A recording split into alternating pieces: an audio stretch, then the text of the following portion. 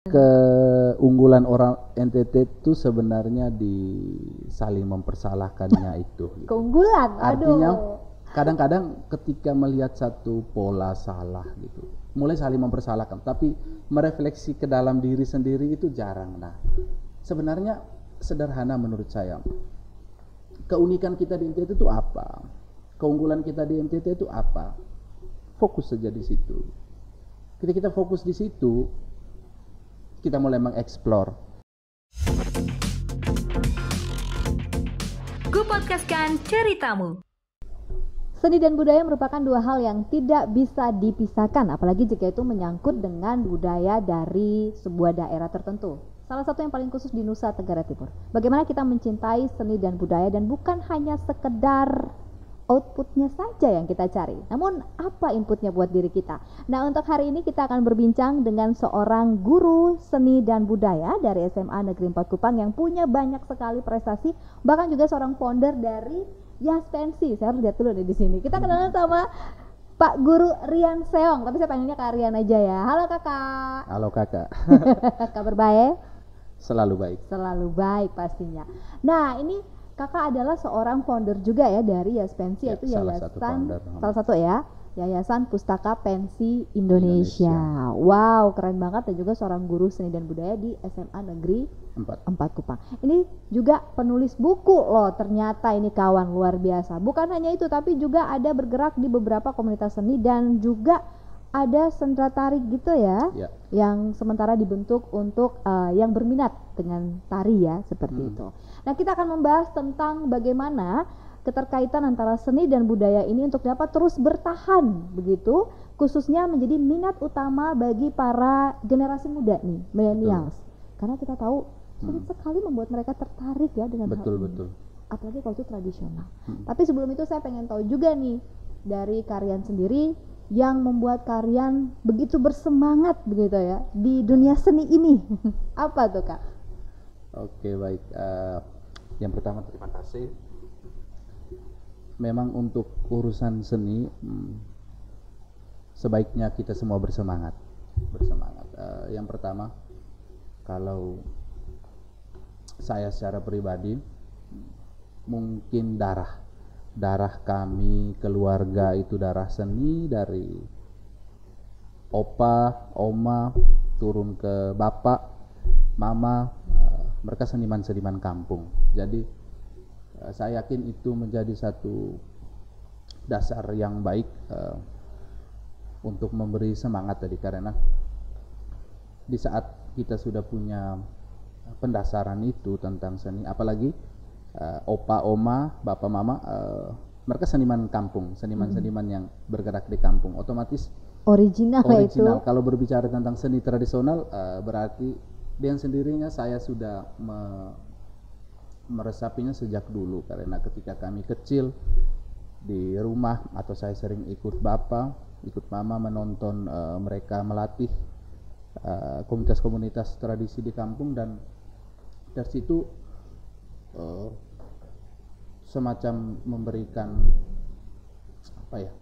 roh untuk masuk ke dalam jiwa, masuk ke dalam diri, sehingga saat ini hal-hal seperti itu semacam muncul kembali dan dibangkitkan kembali untuk bagaimana kita bisa melestarikan seni dan budaya di NTT. Tapi fokus saya sebenarnya di bidang pendidikan, bagaimana manfaat seni untuk dunia pendidikan generasi-generasi milenial saat ini.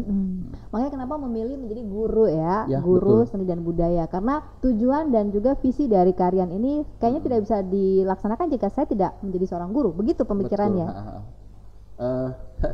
Memang jadi guru ini sebenarnya cita-cita dulu jadi pastor sebenarnya. Oh, jauh sekali ketika, harinya ya. Ketika itu keinginan juga dari keluarga atau orang keinginan tua? Keluarga. Oh, itu memang pasti begitu. Ada semacam nilai plus kalau seandainya di dalam keluarga, khusus kita yang Katolik, kalau ada yang bisa jadi pastor. Tetapi ternyata ternyata saya bukan di situ jalan saya gitu. Jadi saya bersyukur juga saya tidak di situ. Jadi ketika sekarang menjadi guru benar-benar menemukan dunia saya, karena ketika kita menjadi guru kita banyak bisa mengeksplorasi banyak hal, apalagi tentang seni dan budaya. Saya sebenarnya awal pertama masuk ke Kupang itu ingin ambil sastra Inggris sebenarnya, tapi ketika di Unvira saat itu kita lihat brosur ini pendaftaran, kita lihat ada sastra Tasik di sini. Oh, apa ini? Saya tanya ke kakak-kakak senior, oh itu yang urusan melatih paduan suara, urusan melatih musik, urusan melatih piano, tari, sastra tari dan lain sebagainya. Saya bilang ini salah satu jiwa saya. Mungkin karena tadi sudah turun-temurun dari keluarga, gennya ya. Sudah ada, jadi dengan sendirinya oh ya saya coba daftar. Jadi sastra Inggris pilihan kedua, sastra Tasik pilihan itu. Dan ketika tes, ya mungkin faktor nenek moyang mungkin.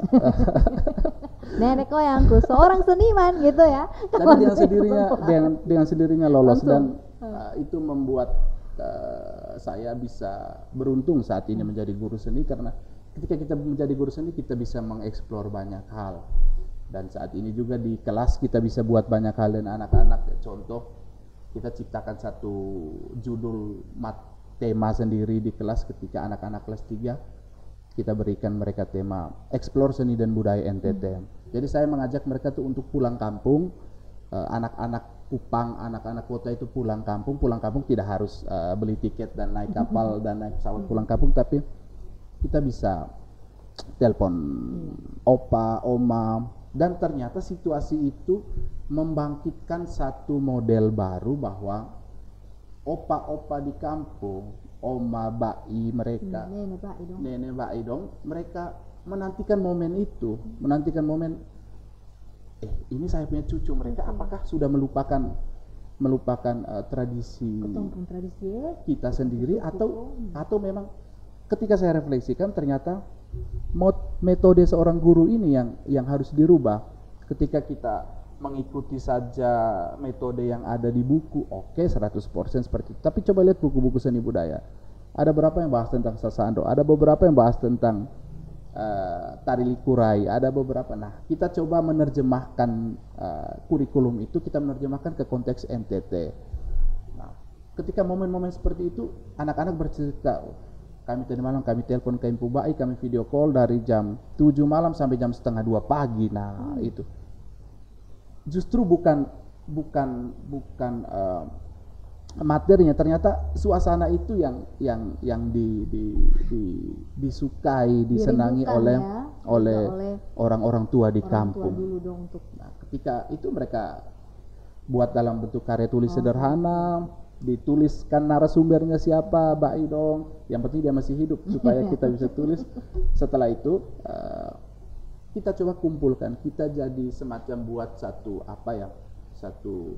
administrasi untuk mengumpulkan karya-karya tutur dari orang-orang tua di kampung. Kita coba membuatnya ke dalam karya tulis sederhana. Karena menurut saya kalau metode-metode seperti ini tidak digalakan oleh guru-guru, karena menurut saya guru jadi tombak utama, jadi ujung tombaknya. Karena kalau guru kreatif, pendidikan di NTT kreatif menurut saya. Saya sangat setuju kalau tentang itu, karena semua tergantung dari gurunya dong. Itu di mana-mana gitu, apalagi pelajaran seni budaya yang jujur ya Kak, kadang di sekolah pun juga masih dipandang sebelah mata gitu, masih dianggap jadi ekskul dan itu keunikan di NTT ya. Itu yang agak sedikit kalau menurut dari pandangan Kak Rian sendiri gimana tuh? Kalau konteks ini saya pernah diskusi dengan anak-anak di kelas, saya bilang hanya satu mata pelajaran yang membuat kita berbeda dengan teman-teman di Bali, di Jawa.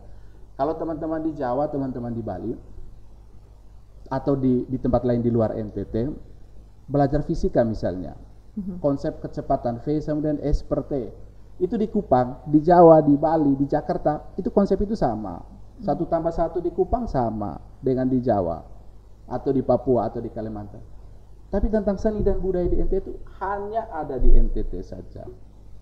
Itu yang membuat perbedaan mata pelajaran Betul. lokal kita dan mata pelajaran yang lain. Nah, kalau anak-anak NTT tidak menguasai, tidak belajar tentang seni dan budaya ini, kita tidak bisa mengatakan bahwa kita harus bisa bersaing dengan teman-teman di luar NTT. Nah, itu yang sangat disayangkan sekali sebenarnya ya, Kak Rian ya, karena seni dan budaya ini masih dipandang sebelah mata. Seperti katanya Kak Rian tadi gitu kan. Nah, sebenarnya yang perlu dipersalahkan ini apa sih? Iya. Blaming ya, saling menyalahkan atau gimana? Keunggulan orang NTT itu sebenarnya di saling mempersalahkannya itu. Gitu. Keunggulan, Artinya aduh. kadang-kadang ketika melihat satu pola salah gitu, mulai saling mempersalahkan, tapi merefleksi ke dalam diri sendiri itu jarang. Nah, sebenarnya sederhana menurut saya. Keunikan kita di NTT itu apa? Keunggulan kita di NTT itu apa? Fokus saja di situ. Ketika kita fokus di situ, kita mulai mengeksplorasi. Misalnya kita melihat, kalau kaitan dengan kita sekarang di yayasan gitu, bagaimana kita mengembangkan seni di bidang pendidikan, tapi yang mau kita lihat itu bukan hanya input, proses, output, sebatas output saja, tapi kita melihat outcome-nya. Outcome-nya apa? Nah, outcome itu ada pesan-pesan, nilai-nilai yang terkandung dalam seni. Jadi hemat saya, ketika kita mulai menyadari bahwa seni dan budaya NTT itu mempunyai keunggulan yang sangat tinggi dibandingkan dengan daerah lain menurut saya NTT. Tetapi itu tadi, ketika polanya salah, mulai saling menyalahkan, mulai saling merugikan, justru saling merugikan. Itu lagi yang lebih unik lagi, mulai. Tapi Contohnya aja kayak menyalahkan kurikulum mungkin, atau menyalahkan sekolah, kebijakan sekolah, atau menyalahkan anak-anak. Tapi padahal Sony bisa menyerap ini dan lain sebagainya. Padahal nggak introspeksi diri. Nah, kamu sebagai pengajar loh, sebagai kalau guru. konteks saya sebagai guru lebih ke, apakah kita sadar tidak, kita sebagai guru itu harus membuat sesuatu yang berbeda supaya proses pendidikan itu berbeda di dunia kita. Jadi kalau kita lihat saat ini, proses mutu pendidikan di NTT gitu, berlari, tapi kadang-kadang berlari di tempat saja, yang membuat saya semacam terpanggil untuk kita coba giat di bidang seni, tapi kita lihat sisi lain dari bidang seni. Impact-nya mungkin output tadi itu, mungkin dari seni ini kita bisa mengganggu proses pendidikan, proses kehidupan sosial, proses-proses politik, bahkan bisa sampai di politik, proses hubungan-hubungan internasional antara NTT dan yang lain. Tapi seni jangan hanya batas di output tadi, jangan hanya batas selesai dengan tim itu. Oh jangan, itu berarti terhenti proses kita dan terhenti kita punya visi dan misi. Tapi kita melihat outcome-nya apa, manfaatnya apa, dampaknya apa, apakah karya kita itu berdampak untuk orang. Saya ambil salah satu contoh, ketika kita pergi nonton konser atau pergi nonton pagelaran-pagelaran seni, kadang-kadang orang-orang NTT kebanyakan tuh hanya euforianya saja yang diambil, pergi yang penting senang-senang, lompat-lompat, jingkrak. Oke, itu salah satu fungsi seni untuk hiburan sih, iya. Tetapi kalau kita hanya fokus di situ, bahaya, karena ketika misalnya 3 jam hanya pergi, hanya tertawa, pulang, lalu sampai di rumah mama tanya, tadi kamu bikin apa? Ketong hanya begitu saya, kayak hanya lompat-lompat, saya ketong nyanyi. Tapi apa di balik semua itu? Manfaat apa di balik semua itu? Nah, kalau ini kita coba bawa ke sekolah, kita ajarkan anak-anak bahwa ketika pergi nonton, yang harus kamu ambil ini 1, 2, 3. Ketika kamu ikut acara adat di kampung, yang harus kamu ambil manfaatnya ini. Sebenarnya itu saja yang menjadi catatan menurut saya untuk konteks perkembangan seni. Tapi menurut saya seni itu menjadi akar untuk bagaimana proses pendidikan di NTT bisa survive. Saya setuju sih. Yang penting itu bisa dikolaborasikan ya dengan beberapa pendidikan yang lain begitu, untuk seninya ada di dalam. Nah, berarti kan hal-hal yang seperti tadi disampaikan oleh Kak Rian, anak muda yang tadi ya tapi nggak tahu apa-apa gitu, ditanya nggak tahu apa-apa. Nah sejauh ini untuk IAS Pensi sendiri dengan trigger atau persoalan yang seperti itu nih, apa yang sudah dilakukan oleh IAS Pensi untuk bisa menerapkan visi dan misinya juga nih terkait dengan minat anak muda nih untuk seni dan budaya, sudah sejauh mana? Baik, memang secara formalnya lembaga kami IAS Pensi itu baru di launching tahun lalu. Oh baru setahun? Baru setahun, 17 Agustus kemarin 2021, tapi pergerakan perjalanan konteks kami sebagai seniman, kami sebagai ada teman-teman lain sebagai sastrawan, sebagai penulis sudah lama bekerja. Nah, makanya tadi seperti tadi refleksi kita ketika kita bergerak di bidang seni, ketika kita bergerak di bidang-bidang kreatif, sebaiknya kita harus mempunyai satu wadah untuk kita bisa bersama dengan teman-teman yang lain untuk membangun semacam membangun peradaban di NTT. Nah, kita bentuk IAS Pensi. Visinya sederhana kemarin, menjadikan manusia Indonesia berkarakter, berbasis kepustakaan, seni, riset dan teknologi. Nah, kita melihat dalam pergerakan kita ini sudah mau hampir 1 tahun, kita banyak mendampingi sekolah-sekolah, baik pendidikan lembaga pendidikan formal maupun lembaga pendidikan non formal. Jadi untuk lembaga pendidikan non formal kita memberikan bantuan perlindungan hukum kepada beberapa taman bacaan masyarakat, hampir 3 atau 4 kemarin, dan juga untuk di lingkungan pendidikan formal kita melakukan pendampingan, pelatihan menulis, pendampingan bagaimana menghasilkan karya-karya tulisan kepada guru dan kepada siswa. Dari tulisan-tulisan itu kita outputnya, produknya adalah buku. Nah, tetapi kita tidak misalnya pelatihan kegiatan selama workshop selama 3 hari, setelah itu langsung menghasilkan buku, tidak. Kita prosesnya panjang, jadi selama 6 bulan. Jadi seorang guru dipersiapkan sepanjang sejauh itu supaya apa? Di dalam proses ini dia dibentuk gitu. Apakah yang membentuk dia itu adalah materi atau dirinya sendiri yang kadang-kadang di dalam proses itu dia bisa menemukan diri sendiri. 3 bulan pertama kita evaluasi produk mereka, apakah sudah layak untuk kita beri gelar penulis gitu. Setelah itu 6 bulan berikutnya kita seleksi dari peserta-peserta pelatihan, peserta-peserta kegiatan yang kita kategorikan baik, kita bisa ciptakan satu buku. Dari proses panjang ini memang kalau dunia pendidikan di NTT menurut saya sebaiknya kita menggeluti dunia proses begitu.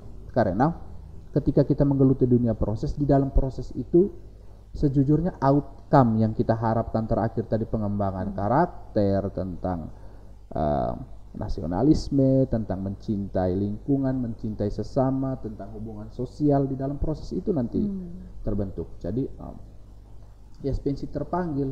Jadi kita juga kemarin membuat satu metode, yakni namanya Hananu. Hananu ini bahasa Tetun, bahasa Malaka, artinya bernyanyi. Nah, kita menggunakan metode Hananu ini, yang saya cerita tadi, kita menang salah satu pemenang kompetisi proyek sosial bersama Pertamina Foundation. Dari aktivitas bernyanyi Hananu ini, kita melihat bagaimanakah peningkatan bahasa Indonesia yang terjadi di batas NKRI. Jadi lokusnya di Malaka, kita melihat bahasa Indonesia ini adalah bahasa pemersatu. Jadi kalau seandainya bahasa Indonesianya tidak baik, jadi bagaimana mempersatukan budaya, mempersatukan unsur, mempersatukan visi dan misi. Karena kalau daerah-daerah perbatasan kan kadang-kadang antara negara kita dan negara tetangga itu budayanya satu dan budayanya sama. Bagaimana mempersatukan orang-orang kita, daerah-daerah kita, supaya kita bisa memiliki rasa yang sama, rasa nasionalisme. Baik, jadi itu sudah berjalan dan sudah dilakukan ya sejauh ini. Sudah dilakukan. Tapi saya belum mendengar nih yang berhubungan dengan teknologi, riset dan iya, itu kan betul. Tadi ya. Apa hubungan dan yang sudah dilakukan juga oleh IAS Pensi, hubungan seni ini secara teknologi mau seperti apa? Karena kita tahu ya, sekarang kan masa terus berubah nih ya. Era digital selalu menjadi number one, yang pertama sekarang. Gimana nih?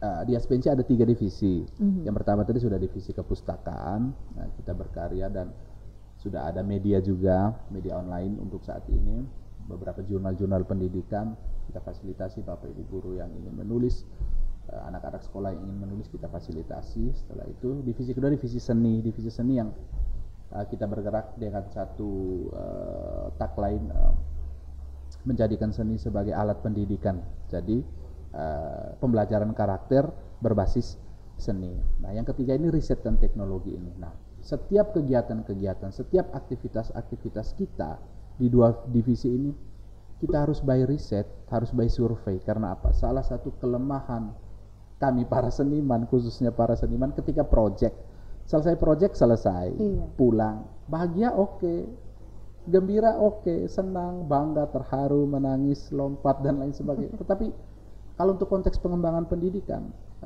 survei, riset itu penting karena ketika kita mau berbicara untuk meningkatkan kualitas pendidikan di satu tempat, kita harus by data, harus by riset karena dari situ menjadi alat ukur kita untuk bagaimana kita mengembangkan metode kita.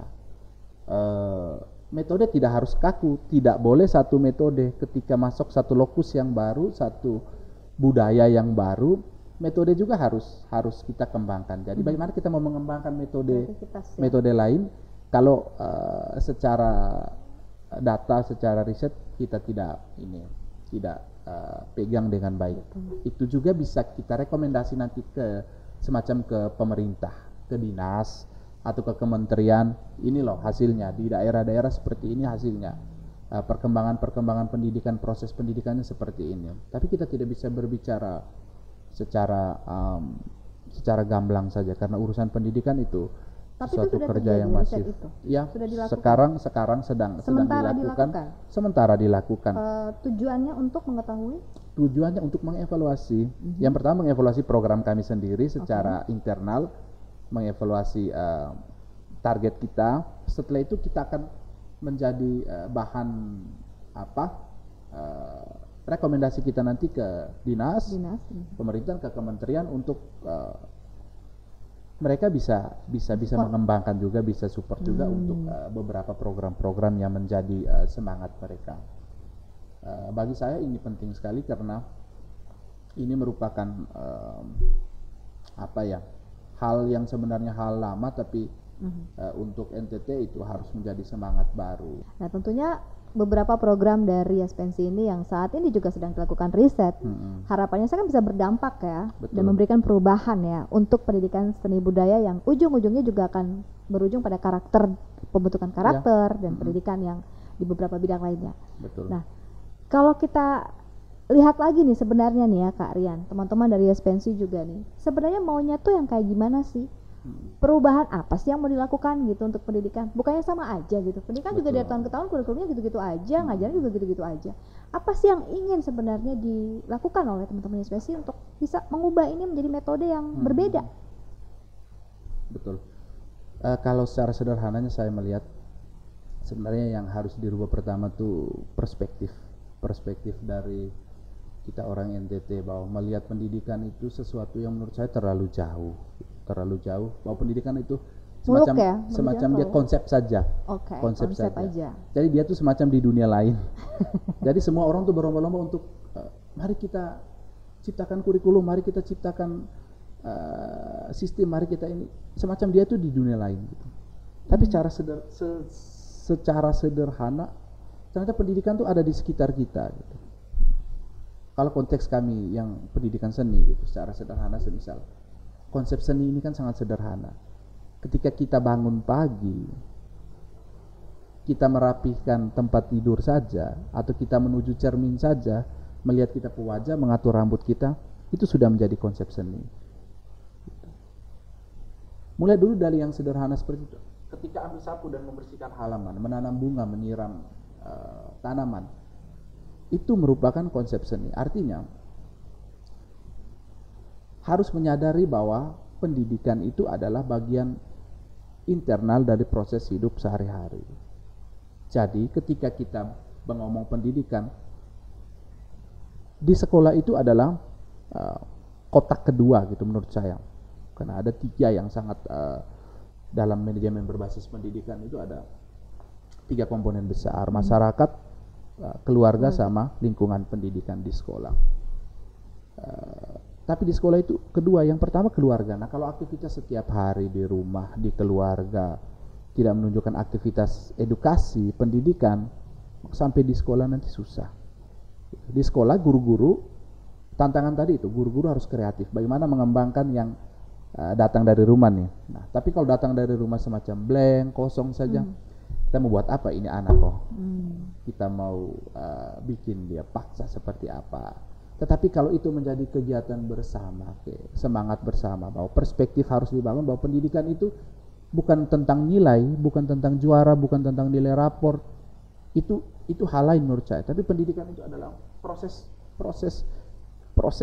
aktivitas sehari-hari yang membuat yang harus memberikan nilai. Nah, terus yang terakhir saya kembali kepada semangat tadi itu. Apakah pendidikan ini melahirkan dampak atau tidak, melahirkan outcome atau tidak. Jadi kalau pendidikan, proses pendidikan sekarang memang di kurikulum 2013 pengembangan karakter, sekarang juga masuk kurikulum prototype, ada lagi kurikulum baru sekarang semangat dengan profil-profil Pancasila dan lain sebagainya. Tapi kalau itu hanya sebatas konsep, sayang sekali. Tapi apakah keluarga menyekolahkan anak itu dengan satu tujuan bahwa anak ini akan berkarakter atau tidak, atau hanya sekedar selesai 12 tahun itu, semangat sudah selesai SMA, udah lulus dapat ijazah, kerja udah. Maka saya sering diskusi di kelas, saya bilang, adik-adik untuk konteks kalian sekarang dunia milenial, kuliah itu bukan satu-satunya satu tujuan yang sangat penting, karena kamu sudah sekolah 12 tahun. Jadi kalau setelah ini, semisal karena masalah ekonomi kamu tidak bisa kuliah, tidak apa-apa. Jadi ojek online, buka usaha, buka warung bensin, piara babi, piara ternak, tanam jagung, tanam sayur, tapi dengan konsep pendidikan yang baik. Otomatis mereka akan bisa survive, mereka hidup. Persoalan sama, kalau kuliah melanjutkan kuliah, selesai kuliah, masuk dunia kerja, tapi tanpa kesadaran bahwa proses pendidikan, nilai-nilai yang dia terapkan di dunia pendidikan dulu itu tidak dijalani, kuliahnya sama saja. Nanti selesai, turun ke masyarakat, jadi sumber masalah lagi. Tapi bukan berarti nggak boleh kuliah ya. Bukan berarti tidak boleh kuliah, dan Penting bukan ya? berarti tidak boleh kerja. Iya, bukan berarti tidak boleh kerja. Jadi bagaimana kita mempolahkan itu dalam kehidupan kita, seperti katanya Pak Guru nih, Aryan, bahwa itu bisa menjadi konsep yang positif buat kita untuk mengaplikasikan pendidikan itu bukan hanya sekedar konsep atau kita belajar aja gitu ya, tetapi bagaimana itu bisa kita lakukan dan kita terjemahkannya dalam kehidupan kita sehari-hari. Tapi kita diskusi yang serius terus ya dari tadi. Oh, makanya sekarang yang sonde serius dulu. Baik kawan, ternyata Karyan ini juga seorang penulis buku ya. Baru menulis buku. Ini dia bukunya. Tadang. Yes, ini bukunya tentang lukisan yang hilang ya, mengenang setahun kepergian mama. Kata orang biasanya seorang penulis itu selalu mengambil hal-hal yang di sekitarnya mereka ya, kehidupan pribadi untuk dituangkan. Kakak juga ya seperti tadi ya, gen kayaknya nih Kak ya. Betul. Untuk seni ini dan menulis buku ini sudah berapa lama bukunya? Baru setahun nulis? Ini tahun berapa saya lupa. Ini 2018. Oh 2018 ya Kakak ya. Oke. 2018. Lukisan 2018. Ini buku 2019. Oh buku 2019. Oke. Kakak sampai niat banget ya sampai jadi buku gitu. Memang nggak ngeliat profit ya. Ini hanya tidak. Idealisnya kemarin pun kebanyakan dibagi-bagi kepada keluarga. Karena di dalam buku ini dokumentasi tentang ibu, tentang mama ada semua di sini. Tetapi baru sebagian memang semangat menulis buku itu kan karena lingkungan tadi. Ketika di teman-teman, di dalam teman-temannya Spensi kan banyak sastrawan penulis hebat kan. Nah saya coba ambil semangatnya, ambil rohnya mereka untuk bagaimana saya bisa menerjemahkan pergaulan tiap hari bersama-sama dan mereka minum kopi dan lain sebagainya. Bagaimana dampaknya untuk saya, outcome untuk saya apa? Apakah saya berkembang tidak di di lingkungan mereka. Jadi ketika memang menulis di media massa memang sudah banyak, tapi saya lebih senang pakai judul yang sesuai dunia saya. Ini judul lukisan. Ada kemarin tentang pariwisata musik NTT, why not gitu. Maksudnya musik ini sebagai satu pariwisata. Terus tentang sedikit kritik tentang pembangunan taman-taman di kota Kupang kemarin. Itu off the record aja ya. Itu. Jadi sebenarnya saya menulis dari dunia saya, lukisan yang hilang. Kalau memang judulnya ini sedikit menarik juga menurut saya secara pribadi, ketika seorang seniman tuh kayak gini. Ketika sudah jadi baru saya bilang menarik ya judulnya. Baik. Nah, tapi ada satu persoalan sebelum kita mengakhiri ya karya. Satu persoalan yang menurut Beta nih secara pribadi agak mengesalkan sekali. Kalau kita bicara soal seni dan budaya itu nggak sekedar hanya tarian atau lagu, tapi profesi sebagai penulis, pelukis, bahkan seorang entertainer itu kan juga seni ya sebenarnya. Tapi sayang sekali gitu, banyak yang masih menganggap remeh gitu, sehingga akhirnya seniman merasa ya ampun kok kita sampai digituin ya, merasa aduh kurang dihargai gitu. Betul. Kenapa sebenarnya ya masih kayak gitu? Kalau kita bedakan sama daerah yang lain itu waduh sedihnya tuh luar biasa, di nomor 1 kan malahan ya. Tapi kenapa di daerah kita sendiri kita digituin ya? Kadang-kadang saya sedih loh sebenarnya. Saya juga sedih. Tapi kembali lagi menurut saya kembali ke diri kita sebagai seniman sendiri. Visi kita apa gitu. Maksudnya motivasi kita untuk berkarya seni itu apa? Kalau motivasi kita baik, ya, makanya mengapa saya bilang spirit kita di Aspensi itu bukan hanya sampai di output saja, tapi sampai di outcome. Nah, ketika kita sampai di outcome, berarti proses ini panjang nih, input, proses, outcome panjang sekali. Nah, ketika prosesnya panjang untuk membentuk sebuah karya seni, hasil akhir, dampak akhir yang kita harapkan itu sebenarnya bisa mempengaruhi sampai pada sistem politik, bisa mempengaruhi sampai pada kebijakan-kebijakan. Tapi kembali dulu ke kita seniman, mari kita berkarya seni untuk kita bisa mempengaruhi kebijakan-kebijakan itu. Artinya bukan berarti kita harus protes, kita harus demo penting juga buat saya. Tapi jangan bakar ban. Maksudnya demo yang nyanyi nari gitu kan. Kalau seniman demonya gitu kan, nyanyi nari. Dulu zaman-zamannya Iwan Fals, zaman-zamannya Slang kan mereka protes dengan cara seperti itu. Tapi mempengaruhi kebijakan. Baik. Oke deh. Seperti itu. Oke. Karena kita udah sampai di akhir nih ya, jadi sekarang kesempatan buat kalian aku kasih untuk bisa menyampaikan di kamera tersebut kepada seluruh generasi muda untuk mencintai seni dan budaya dan mengubah itu menjadi sesuatu yang dekat sama kita. Silakan kakak, Pak Guru. Oke, baik, terima kasih untuk teman-teman milenial. Oh ya teman-teman ya, saya rasa seperti masih milenial. Untuk teman-teman milenial, berkarya seni itu sebenarnya sederhana. Yang pertama, sadari dunia seni di sekitar kita, mulai dari bangun pagi sampai tidur malam. Terus yang kedua, mari kita berkarya seni untuk satu tujuan yang lain. Jangan hanya terbatas di output saja, tapi kita coba lihat outcome. Kita menjadi seniman, kita menjadi pekerja seni, kita melihat ada pesan, makna apa, filosofi apa di balik semua karya-karya seni yang ada di Indonesia, khususnya di NTT. NTT adalah segalanya menurut saya, karena harga diri NTT itu ada di rumah adat, ada di kain tenun, ada di jagung bose, ada di likurai, ada di rumah gendang, ada di bahasa natuni dan lain. Harga diri NTT itu ada di situ. Jangan cari di tempat lain. Itu saja. Oke. Terima kasih Pak Guru Karyan sudah hadir bersama dengan kami. Saya serahkan bukunya podcast. itu hadiah, Oke, boleh. itu hadiah khusus. Saya serahkan ke kakak saja, ke Kaku Podcast. Buat kita untuk bacain. Jadi kalau sementara kerja buku yang kedua, ada buku lagi. Okay, nanti saya hadiah lagi nanti. Oke, boleh, nggak apa-apa ya. Jadi kita yang masih punya mama mungkin harus baca buku ini. Mencintai ibu dengan sepenuh hati. Oke, itu yang paling penting. Terima kasih sekali lagi Kak Rian. Sampai ketemu lagi dalam kesempatan. Bye bye. Terima kasih.